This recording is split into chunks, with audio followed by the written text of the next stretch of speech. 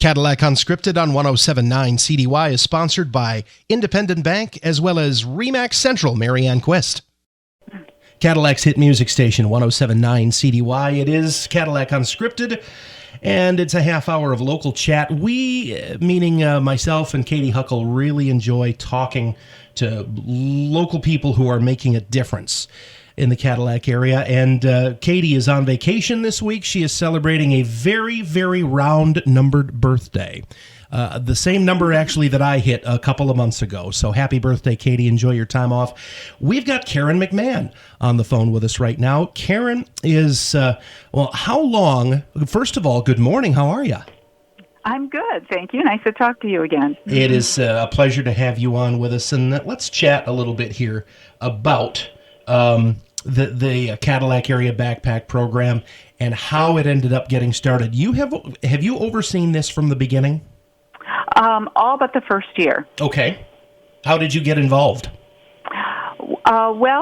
It was up and running that first year, and the other gal that was doing it was leading another ministry, and so it was just too much for her to handle, so I came on board at that time. And how long has it been? Well, believe it or not, we are entering our 10th year of this program. So it's pretty amazing that we are that far into it, and really it still feels kind of new. It doesn't seem possible that it's been going on for 10 years. How did you come to be involved in it? It's just me personally. It just kind of goes along with the things that make me tick. I like organization. I like administration. And since the program was still in its infancy, when I took over, there was just a lot of possibility for expansion. And I got to come in on that, and I have really enjoyed it. So tell me the difference now between the number of students, local students who are served in 2020, as opposed to your first year when you got involved. Okay, well, going back to the actual first year that it started, we began in Franklin School at that time, just one school, and that was because the staff and teachers there saw quite a need for students who were going home on the weekends and did not have a sufficient food source while they were home. Then they were coming back to school on Monday morning, and they could see the evidences of lack of food, and they were hungry. Their performance was not as good as it should have been. There were some behavioral problems that cropped up, as you might expect. And so at that time, we just did the one school. And throughout these 10 years, we have, again, been on an expansion program. It has just been phenomenal the way the ministry has grown. And it has grown because a school would ask us to be involved with them, and so we would partner with them, and then another school and another school until we get to today.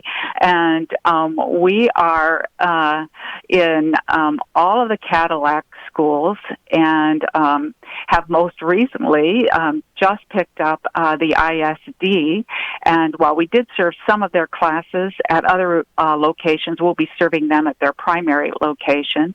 And so we do all of CAPS again. We do Manton, we do MESIC, we do all of the Great Start Readiness program students, as well as the Head Start students.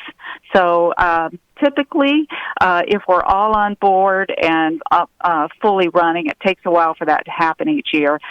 We're at about the 460 mark. I could even see that going higher this year. You have grown, obviously. You've grown exponentially, this program has, since the first year you took over. It has. How do you get enough food? Where does it come from? And how does it get to the kids? Well, it's quite a process, really. We have been blessed to have some wonderful donations from our community and from another individual who usually puts up a matching grant.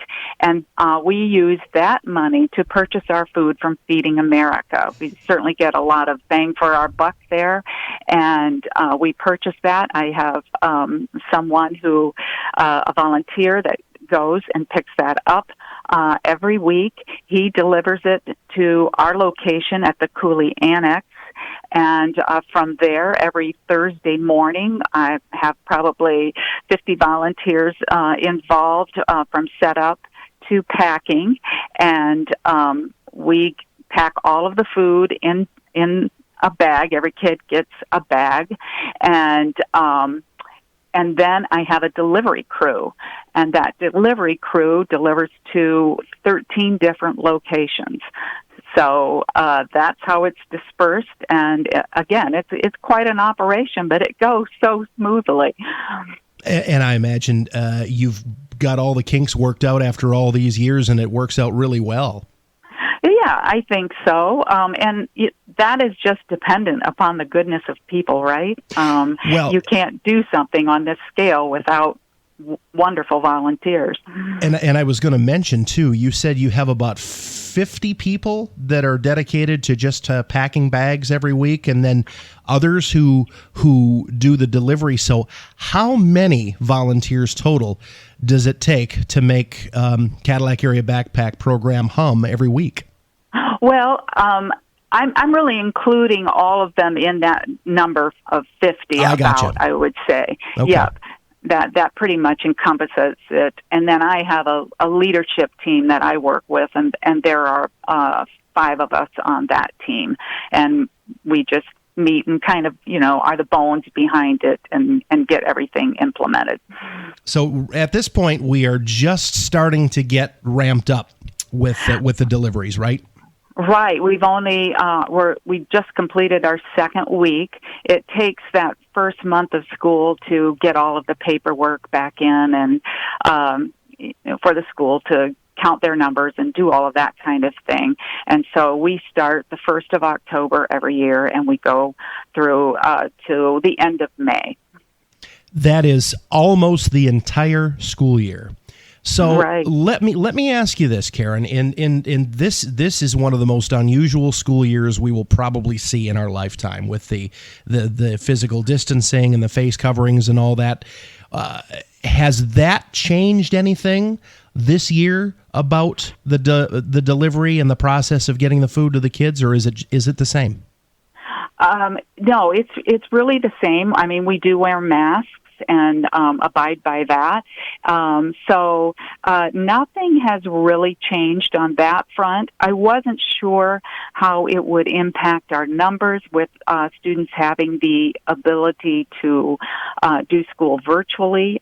We still offered our program, but that would be up to the schools to coordinate that with virtual students. So I don't know if that's really happening or not at this point.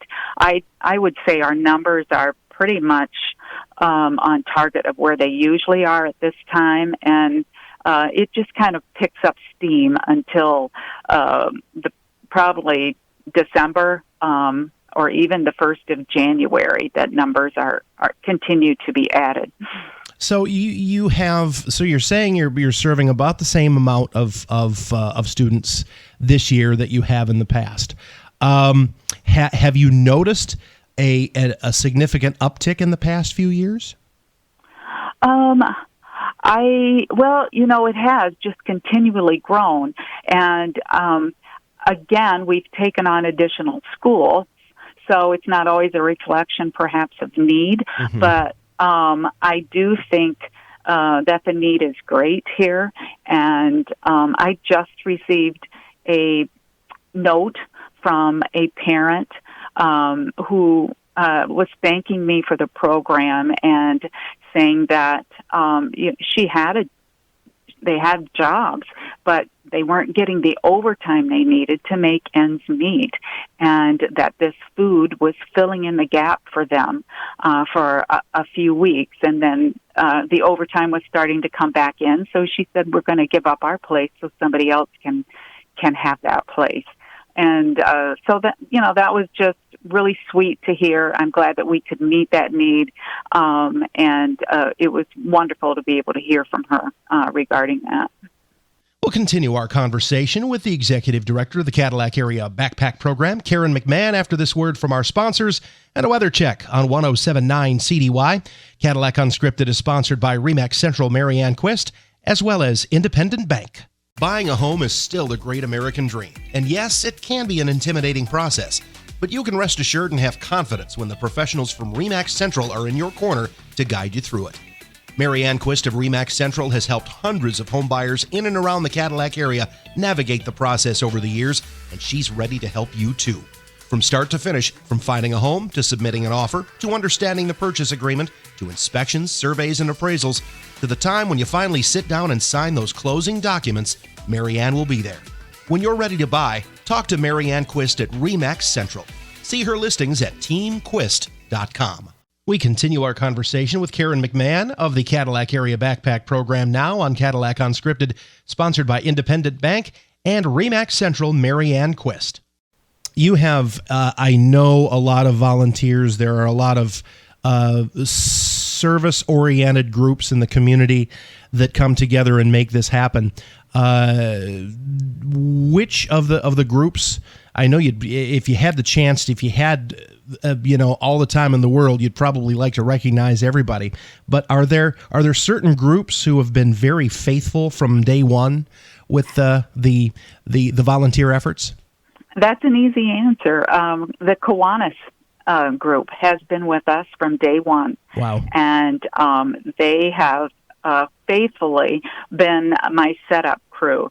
And it is so wonderful to be able to not to have to worry about that, to know that each and every week they are going to be there. They're taking things out of the boxes. I mean, it's a lot of food when you're packing for 450 students and you're giving them a large bag of food. And so they unbox everything, set it out. They're extremely fast and efficient in every way. And I always tell them, I don't know what I'd do without you. A great group of people there. Take us through the process of packing those bags. That happens on what day of the week? On Thursdays. The setup crew comes at 9 and the packing crew at 9:30. And you don't have to let us know if you just want to stop in and see what we're all about. That's fine. We're at Cooley Annex on Granite Street next to the old Cooley School. And so I wish everyone could see the process, because people who come and haven't seen it are really amazed by how quickly it goes. We can pack all of those bags in a half hour and have them on the trailers to deliver. So it goes very quickly, and we just use the old Henry Ford assembly line process. Everybody stands in front of a particular product and drops that in the bag, passes it on to the next person, and around it goes, and that's all there is to it. It's very simple, but it is very efficient. So it's the old saying, many hands make for light work. Very true. Yes. So, what do you see in the future for the Cadillac Area Backpack Program? Do you have a vision of where it can go? Well, truthfully, if I'm real honest, I would say I never would have thought it would have gone where it has gone. Yeah. And basically, I say that because of the financial resources. Most ministries that I know struggle to find the financial resources, or they have to make appeal after appeal to receive that money. And every year we have done this matching gift in the fall, in November, from November through November. And the money comes in. We exceed the matching gift, and so because of that, and I know that's God's faithfulness, but we've been able to meet the needs to really the best of our ability, and to grow whenever anybody has asked us, could you do this for us? And so I don't know what else to say beyond that. It's just been remarkable. I think we have a wonderful community, a very responsive and generous community. Well, and that's where I was going to go next. So the matching grant that you have, the matching money, where every dollar is donated, that is donated is matched dollar for dollar, up to what number? $20,000. $20,000. So that's $20,000 that's given by your benefactor? Yes. So 20 can become 40. Right. How much? Go ahead. Well, and usually, like I said, we do exceed that. We're usually in the 50s with that. So yes. Isn't that amazing? It is amazing, and it's someone that believes in the program and is able to do this and desires to do it, and just is blessed that he can do it. So, and that is that matching thing going to happen again this year? This was a tough decision, Rich. We discussed this in our team meeting, and we felt that it was best for us not to put that upon the community this year, since there's been such economic hardship with COVID that shut businesses down. People were out of work. We know that people are still, and businesses are still regaining strength. Exactly. And so we just felt that we did not need to do that this year. Certainly we're not going to turn any money away if somebody still wants to give it. But we felt that was the best way to go about it this year. We did, of course, end early last year when schools were shut down. So we had, some surplus. And so we just felt that was the responsible thing to do this year. We will certainly revisit it next year. So the next question is, obviously, with that being a little less in terms of fundraising, how can folks who maybe haven't known about this program, that might just be learning about it here on the show this morning, how can people donate? Well, we are a ministry or an outreach of the First Baptist Church, and we use them as our 501c3, so we can purchase food from Feeding America. We have to be linked to a 501c3, and so all money is funneled through the church and put in an escrow for our ministry, and nothing is ever touched from that except to buy the food for the backpack program. So if someone wanted to give money, they could send a check to First Baptist Church at 125 Stimson Street, or there is a website, firstbaptistchurch.org, and if you go into there, you'll go into ministries, I think it says. There's a tab at the top. You click on that, you'll see the backpack program, and it'll take you to that page, and then there's an opportunity to donate if you'd like to. So there's also that, and I know a few weeks ago we had Pat Goggin from the United Way on, and he mentioned that there are ways that people can direct their dollars, their giving out of their paychecks to organizations like this, and I would imagine Cadillac Area Backpack Program is definitely an option there too. That's possible. I'm not aware of that, but that could be. Okay. All right. So this is how many students, if you were to, so you're packing 450 bags a week. Over the years, have you been able to tabulate and kind of figure out how many families you've helped over the years? Wow, if you'd give me a heads up, I could have told you that because I do calculate that out every year. But I can't tell you that off the top of my head. But it's a lot. It's obviously it's in the thousands. Yes, multiple thousands. Yes. Yes. Yeah. Mm-hmm. Yep. And you mention this as a ministry. This really is a ministry, isn't it? So tell us how you consider this to be a ministry. Well, I believe, and I would say First Baptist Church believes in the mandate that, if you see a brother in need and you tell them, be well, be fed, I'll pray for you and go on your way, and you don't do anything to meet that need when you have the resources to meet that need, that there's something terribly wrong there. And so we want to be able to be used in that manner. And it's again, a mandate of our faith, and we want to fill that and be obedient to that.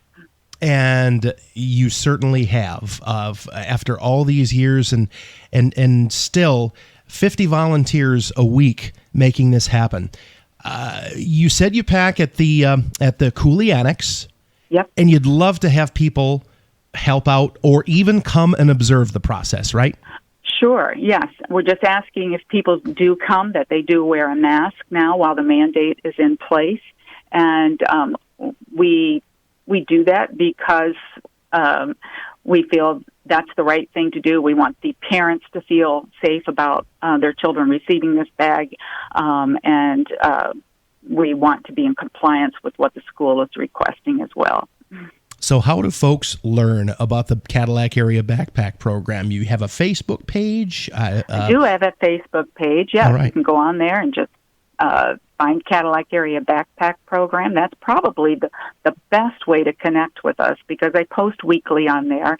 Or if you have a question, you can send a message, and I'll get back to you quickly. So if we private message the page, you're the one who's responding? Yes. Okay. Mm-hmm. Okay. Yeah. Yeah. Well, this is a wonderful ministry. I know it's helped feed and keep many families afloat during some very, very lean times, especially on the weekend. We know, Karen, that there are lots of kids out there who, the meals that they get, the food that they get at school during the week is probably the best fed they are during the entire week, right? Right. And that's where you fill in the hole. Yes. Hopefully that's where we fill in the hole. That's right. And again, I meet people all the time who say, I can't believe there's that kind of need here. But there is that kind of need here. And you talk to a teacher, talk to a school administrator, and they will tell you that need exists. And I always say, we are not here. Our mission is not to fix the root problem, whatever that root problem might be. We are simply a stopgap measure, and we are just trying to reduce childhood hunger to the best of our ability, and hopefully we are making an impact in that way. Well, and, one of the things that you said to me that really surprised me the most was that when you were talking about the family that relies on getting overtime in order to buy food for the family. Right. That's heartbreaking. So that is an amazing ministry that the Cadillac Area Backpack Program performs, and we certainly invite anyone listening today who has some resources to support it. Please do, and please contact Karen at the Cadillac Area Backpack Program. Karen, thanks for all the work that you and your volunteers do. We really appreciate it. Well, thanks for giving me the opportunity to talk about it. It's one of my favorite things to do. Absolutely. Karen, thanks for joining us this morning on Cadillac Unscripted. Katie and I will be back next week with some more local chat here, sponsored by Independent Bank and Marianne Quist of RE/MAX Central on 107.9 CDY.